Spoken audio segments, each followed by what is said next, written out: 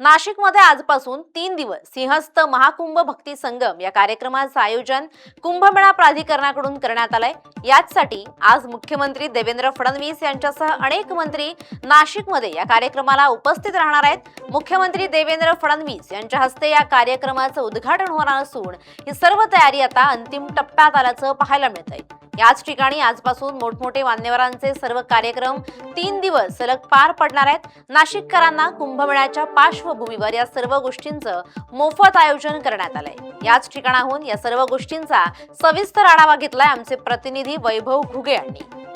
नाशिकमध्ये आजपासून 3 दिवस जे आहे सिंहस्थ महाकुंभ भक्ती संगमचा जो हा कार्यक्रम आहे तो आयोजित करण्यात आलेला आहे। आणि आपण जर माझ्या मागे बघितलं तर या ठिकाणी जे आहे पुरातन अशा मंदिरांचं जे आहे ती प्रतिकृती जी आहे ती या ठिकाणी साकारण्यात आलेली आहे। आणि काही वेळातच जे आहे मुख्यमंत्री देवेंद्र फडणवीस यांच्या हस्ते या कार्यक्रमाचं जे आहे ते उद्घाटन होणार आहे।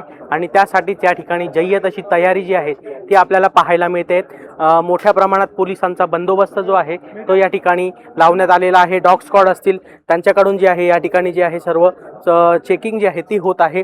या ठिकाणी कुठल्याही प्रकारचा अनुचित प्रकार घडू नये याची दक्षता जी आहे ती संपूर्णपणे या ठिकाणी पोलीस प्रशासन जे आहे ते घेत आहे। आणि आपण जर बघितलं तर मोठ्या प्रमाणात मोठी जय्यत तयारी जी आहे ती या ठिकाणी आपल्याला पाहायला मिळते आहे। लाइटिंग असेल, फुलांच्या आरास असेल, हार असेल, या प्रकारचा सर्व जो साज आहे तो या ठिकाणी लावण्यात आलेला आहे। आणि काही वेळातच आता जे प्रमुख मान्यवर आहेत मुख्यमंत्र्यांसह जे आहेत ते या ठिकाणी दाखल होतील। आणि त्यानंतरच या कार्यक्रमाला जो आहे ते काही वेळातच जे आहे ती सुरुवात या ठिकाणी होणार आहे। आणि मोठ्या प्रमाणात भाविकांसाठी हे 3 दिवसाचं आयोजन जे आहे ते करण्यात आलेलं आहे। मोठ्या प्रमाणात आपण जर बघितलं तर आसन व्यवस्था जी आहे ती या ठिकाणी करण्यात आलेली आहे।